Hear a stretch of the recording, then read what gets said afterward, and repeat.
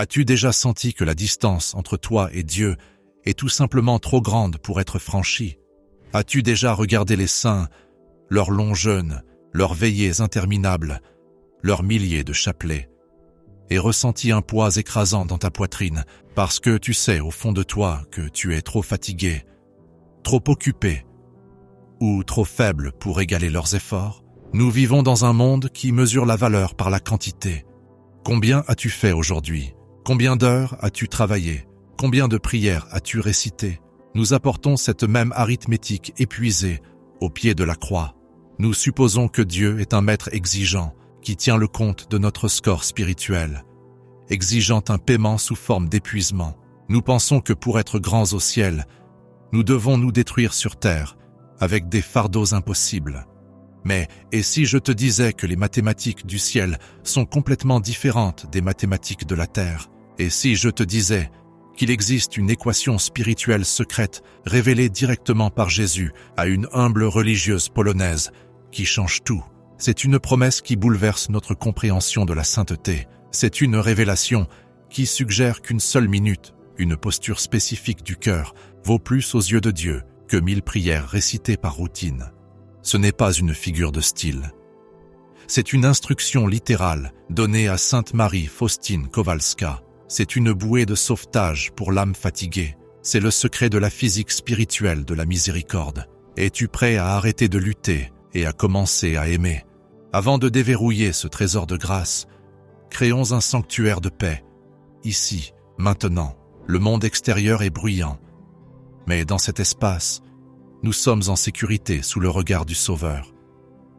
Je t'invite, avant d'aller plus loin, à baisser les défenses de ton cœur. Dans les commentaires ci-dessous, je te demande d'accomplir un petit, mais puissant acte d'abandon. Tape les mots qui déverrouillent l'océan de grâce. Jésus, j'ai confiance en toi. Et s'il y a un nom, une personne que tu as essayé de sauver par tes propres forces, inscris son nom là aussi. Confions-les à celui qui les aime infiniment plus que nous ne le pourrions jamais. Jésus, j'ai confiance en toi. Maintenant, voyageons au cœur de ce mystère. Pour comprendre pourquoi une minute d'amour pur l'emporte sur 1000 prières, nous devons d'abord regarder le vase que Jésus a choisi pour porter cette vérité. Sœur Faustine n'était pas théologienne. Elle n'occupait aucune haute fonction. Aux yeux du monde, et même aux yeux de certaines de ses sœurs du couvent, elle n'avait rien de spécial. Elle travaillait à la cuisine, elle s'occupait du jardin, elle répondait à la porte. Sa vie était un cycle de tâches banales et répétitives. Si la sainteté se mesurait aux grandes actions visibles par le monde, Faustine aurait été invisible. Mais Jésus, le divin maître, lui enseignait une nouvelle voie, ou plutôt lui rappelait la voie ancienne que l'humanité avait oubliée. Un jour, Faustine réfléchissait à sa propre insuffisance. Elle regardait la grandeur de Dieu et la petitesse de sa propre âme. Elle sentait qu'elle n'avait rien à donner. Elle n'était pas une martyre. Elle n'était pas une prédicatrice. Et dans ce moment d'humilité, Jésus a ouvert le rideau du royaume spirituel. Il a prononcé des mots qui sont consignés dans son journal, entrée 1489. Des mots qui devraient en faire trembler d'espoir chaque âme fatiguée. Il lui a dit: un seul acte d'amour pur me plaît, plus que 1000 prières imparfaites. Laisse ces mots pénétrer jusqu'à la moelle de tes os. 1 contre 1000. Dans notre logique humaine, cela n'a aucun sens. Nous pensons que 1000 est toujours plus grand que 1. Mais Jésus parle de densité, pas de volume. Il parle du poids de l'âme, pas du mouvement des lèvres. Il a poursuivi en expliquant: un seul de tes soupirs d'amour pour moi est une parure pour ma cour. Pourquoi un seul acte d'amour pur est-il si puissant? Pour comprendre cela, nous devons poser la question difficile: qu'est-ce qu'une prière imparfaite? Jésus ne méprise pas nos chapelets ou nos liturgies. Loin de là, mais il diagnostique la maladie du cœur humain. Une prière imparfaite est souvent une prière remplie de nous-mêmes. Pense à la dernière fois que tu as prié. Étais-tu vraiment présent avec Dieu ou regardais-tu l'heure? Récitais-tu des mots alors que ton esprit planifiait le dîner, s'inquiétait des factures ou rejouait une dispute? Ou peut-être la prière était-elle une transaction? Seigneur, je vais dire ces 10. Je vous salue Marie, pour que tu me donnes ce que je veux. À ce moment-là, aimons-nous Dieu ou essayons-nous de le soudoyer? Jésus a révélé à Faustine que de nombreuses prières montent au ciel, comme de la fumée dispersée par le vent, parce qu'elles n'ont pas de noyau. Ce sont des coquilles, elles sont creuses. Ce sont des rituels accomplis par peur, par habitude ou par désir de se sentir assez bien. Elles ne sont pas dirigées vers son cœur, elles visent à apaiser notre propre conscience. Mais un acte d'amour pur, c'est quelque chose de complètement différent. Imagine un enfant écrit 1000 lignes sur un tableau noir disant « J'aime mon père » parce qu'on lui a dit de le faire, tout en souhaitant être dehors en train de jouer.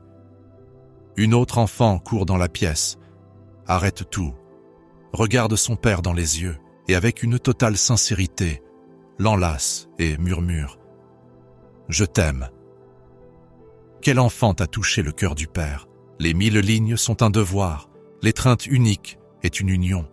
Jésus a dit à Faustine « Ma fille, tu me donnes le plus de gloire en te soumettant patiemment à ma volonté, et tu gagnes pour toi-même un plus grand mérite, afin qu'aucune de tes actions, ni même une parole, ne soit perdue. » Cela nous amène à la deuxième grande vision trouvée dans l'entrée de journal 1069. Ici, Jésus pousse la leçon plus loin, il décompose la définition même de la grandeur.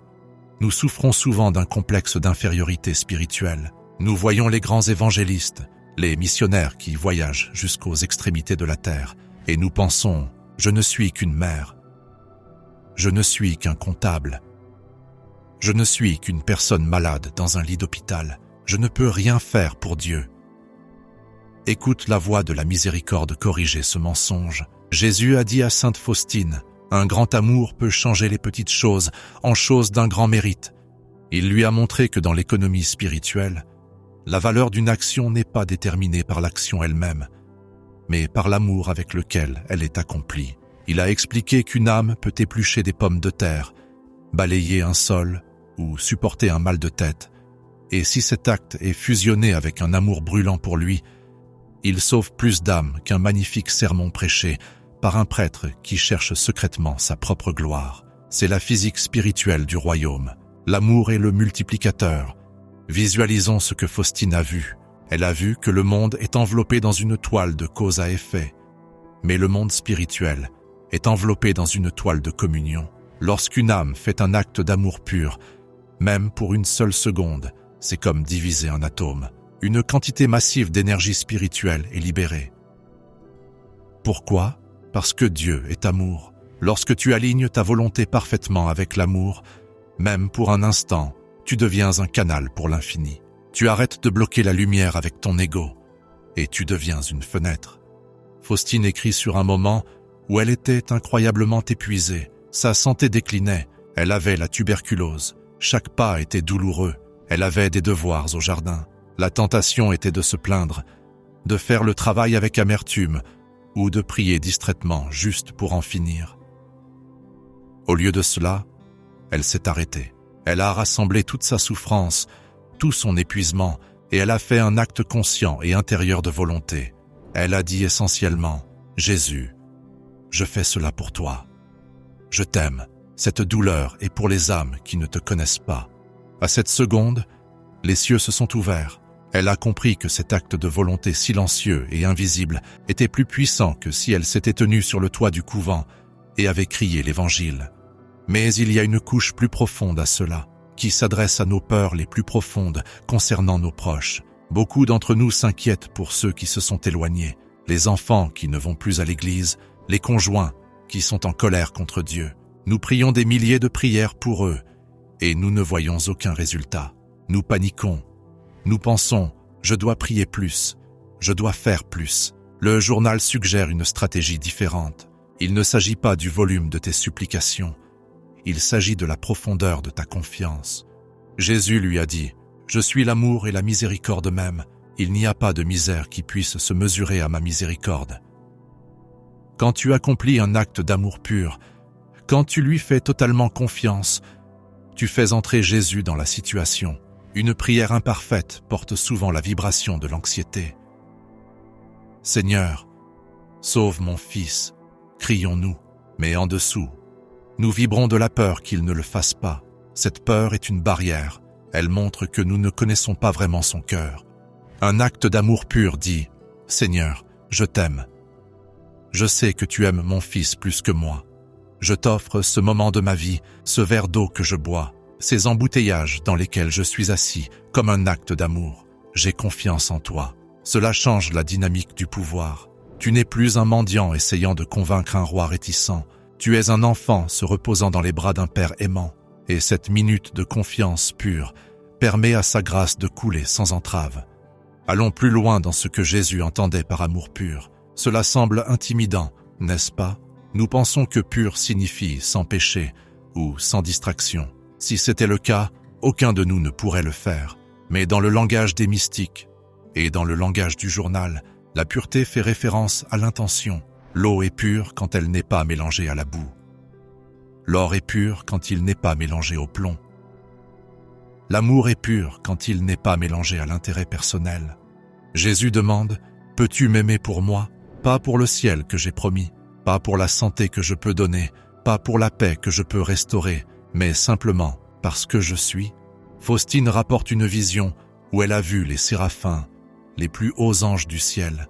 Ils brûlent avec une telle intensité qu'on les appelle les brûlants. Ils ne travaillent pas, ils ne peinent pas. Leur existence entière est un regard d'amour fixe sur Dieu. Et Jésus a révélé qu'une âme humaine, bien que piégée dans un corps d'argile, peut atteindre une hauteur similaire par la volonté. Il y a un moment dans le journal où Faustine épluche des pommes de terre. C'est une histoire célèbre, mais écoute-la avec de nouvelles oreilles. Elle était faible. Les pommes de terre étaient dures. C'était une lutte. Elle s'est plainte intérieurement, puis elle a changé son cœur. Elle a invité Jésus dans la cuisine. Elle a transformé l'épluchage en un acte d'amour. Quand elle a regardé dans la marmite, elle a vu, non pas des pommes de terre, mais des bouquets de roses. Jésus lui montrait la réalité de son travail. Pour l'œil humain, des épluchures de pommes de terre. Pour l'œil divin, des roses d'amour. C'est la clé pour toi, mon ami. C'est ainsi que tu échappes au piège du pas assez. Tu peux être alité. Tu peux avoir 3 emplois. Tu peux être tellement submergé par le bruit de la vie moderne que tu ne trouves pas une heure de silence pour prier un chapelet entier. Mais le diable veut que tu te sentes coupable à ce sujet. Il veut que tu penses que tu es un échec. Mais Jésus dit, « Donne-moi la minute. Donne-moi la minute quand tu te réveilles, avant d'attraper ton téléphone, avant que l'anxiété ne frappe. Donne-moi cette première pensée consciente. Jésus, je t'aime. Je t'offre cette journée. C'est l'acte d'amour pur. Donne-moi la minute où quelqu'un te coupe la route. Au lieu de la rage, choisis la miséricorde. Seigneur, bénis ce conducteur. C'est l'acte d'amour pur. Donne-moi la minute où la douleur, physique ou émotionnelle, est à son comble. Au lieu du désespoir, choisis l'offrande. Jésus, unis cette douleur à ta croix. Ces micro-moments sont la minute unique qui l'emporte sur les 1000 prières imparfaites. Pourquoi ? Parce qu'ils exigent une mort à soi-même. Prier une prière machinale est facile. Nous pouvons le faire en pilote automatique. Choisir l'amour quand nous sommes en colère, fatigués ou dans la douleur, nous demande de tuer notre ego et de ressusciter en Christ. C'est pourquoi c'est si précieux. C'est un mini-martyr. Jésus a dit à Faustine, « Ma fille, si j'exige par toi que les gens vénèrent dans ma miséricorde, tu devrais être la première à te distinguer par cette confiance en ma miséricorde. J'exige de toi des actes de miséricorde qui doivent naître de l'amour pour moi. Tu dois faire preuve de miséricorde envers tes voisins toujours et partout. Tu ne dois pas te dérober à cela, ni essayer de t'en excuser ou de t'en absoudre. Remarque l'ordre. Les actes naissent de l'amour. L'amour vient en premier. L'acte n'est que le contenant. Si le contenant est vide, l'acte est sans valeur. Il y a un passage terrifiant et magnifique où Jésus parle des âmes cachées. Il dit qu'il y a des âmes vivant dans le monde qui soutiennent l'existence du monde. Sans leurs prières et leur amour, la justice de Dieu aurait déjà agi. Et qui sont ces âmes ? Sont-ce les célèbres ? Celles qui font du bruit ? Ce sont souvent les plus petites, celles qui ont maîtrisé ce secret de l'amour pur. Ce sont la femme âgée qui s'assoit seule et offre sa solitude à Dieu. Ce sont le père qui fait un travail qu'il déteste pour nourrir sa famille, offrant ce sacrifice sans se plaindre. Ce sont toi, quand tu choisis de faire confiance au lieu de t'inquiéter. Mais il y a aussi un avertissement ici. Nous ne devons pas utiliser cet enseignement pour devenir paresseux. Nous ne pouvons pas dire « Eh bien, je vais juste aimer Dieu pendant 1 minute » et ensuite l'ignorer le reste de la journée. Ce n'est pas de l'amour, c'est de la manipulation. L'amour, par sa nature, veut s'étendre. Si tu aimes vraiment quelqu'un, tu veux être avec lui. La minute unique est la graine. Si c'est réel, ça pousse. Cela se transforme en 5 minutes. Cela se transforme en une posture de vie. Jésus a averti Faustine de la corvée de la routine. Il lui a dit qu'il est souvent laissé seul dans les tabernacles du monde. Les gens viennent, ils s'inclinent, ils disent des mots, mais leurs cœurs sont loin de lui. Il appelle cela de la glace. Il lui a dit « Je désire de la chaleur ». Comment allumer cette chaleur? Comment appliquer pratiquement cette règle d'1 minute dans une vie chaotique? Sainte Faustine nous donne une méthode. Elle s'appelle la pratique de la présence de Dieu. Cela signifie ramener constamment ton esprit à la réalité qu'il est avec toi. Elle écrit « Je m'efforce de garder mon cœur dans un état d'écoute ». C'est l'application pratique pour nous aujourd'hui. Tu n'as pas besoin de te retirer dans un monastère. Tu as besoin de transformer ton propre cœur en monastère. Voici un défi pour toi. Pendant les prochaines 24 heures, essaie de te surprendre au milieu de tes prières imparfaites ou de tes tâches quotidiennes. Arrête-toi, prends une respiration et pendant 60 secondes, laisse tout tomber mentalement. Regarde Jésus avec les yeux de ton âme. Ne demande rien, ne te plains de rien, aime-le simplement. Dis-lui, tu es Dieu et je suis à toi. Tu es la bonté même.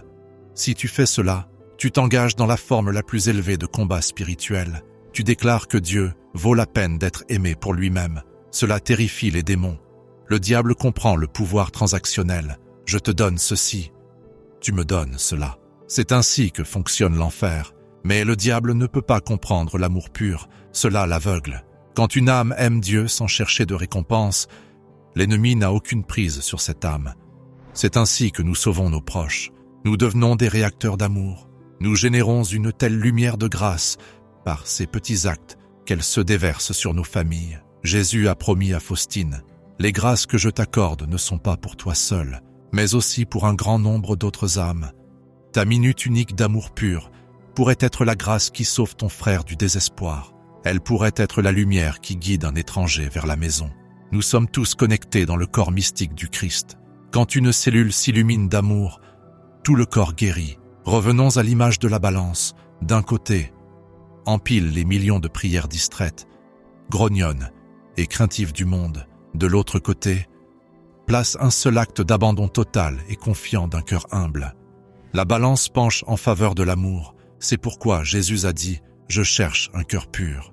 Ne sois pas découragé par ta faiblesse. En fait, ta faiblesse est ton plus grand atout. Si tu étais fort, tu pourrais compter sur ta propre force. Tu pourrais penser que tes 1000 prières étaient dans ton œuvre, mais parce que tu es faible, tu ne peux lui offrir que ta confiance, et c'est exactement ce qu'il veut.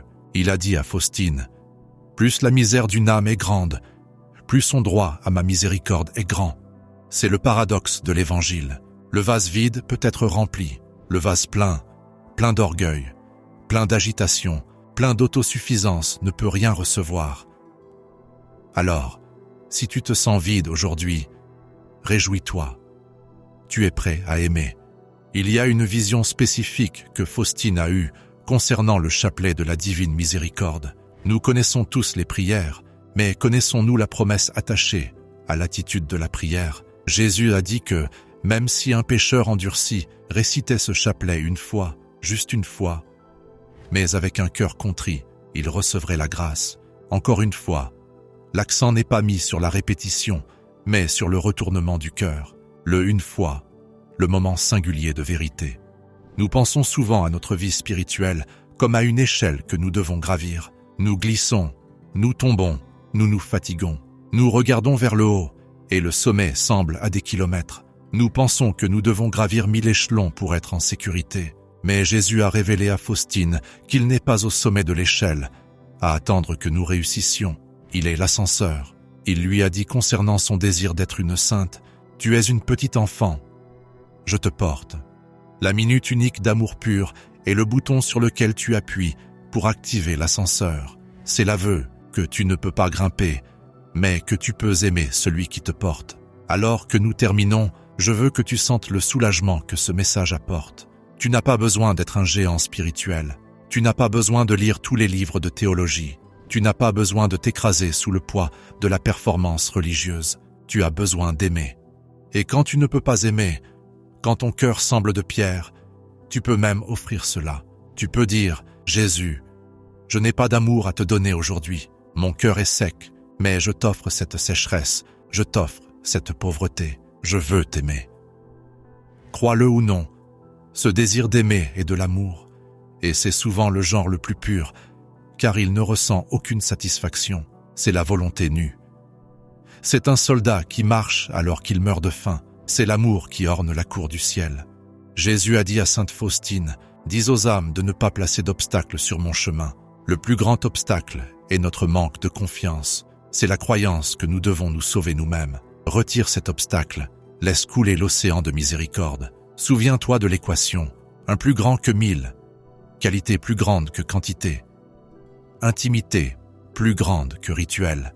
Tu es plus proche de Dieu que tu ne le penses. Il ne se cache pas derrière une montagne d'exigences. Il se tient à la porte de ton cœur, attendant que tu arrêtes de travailler assez longtemps pour l'ouvrir. Terminons par un acte de cet amour pur dont nous avons parlé. Je vais faire une courte prière et je t'invite à la faire tienne. Ferme les yeux si tu le peux. Oublie les problèmes de demain, oublie les regrets d'hier. Sois ici, dans cette minute. C'est la minute qui compte. Seigneur Jésus, amour et miséricorde même, je viens à toi les mains vides. Je n'ai pas de grandes actions à te montrer, je n'ai que ma confiance. Je t'aime non pas pour ce que tu me donnes, mais pour qui tu es. Je t'offre ma vie, mon souffle, mes joies et mes peines. Prends ma petitesse et cache-la dans ta grandeur. J'ai confiance en toi. J'ai confiance en toi. J'ai confiance en toi. Si tu as prié cela avec sincérité, tu as accompli une œuvre plus grande que la construction d'une cathédrale. Tu as bâti un trône pour Dieu dans ton cœur. Va en paix, sachant que la physique spirituelle de la miséricorde travaille en ta faveur. Tes petits actes d'amour ébranlent les fondations du ciel. Ne sous-estime jamais le pouvoir d'un seul moment donné à Dieu et souviens-toi, chaque fois que le poids du monde tente de t'écraser pour te ramener à la mentalité du faire et du mériter, retourne au sanctuaire de la confiance, retourne à cette vérité simple et puissante. Une minute d'amour pur suffit parce qu'il suffit. Que la miséricorde divine t'enveloppe de ses rayons aujourd'hui et pour toujours. Amen.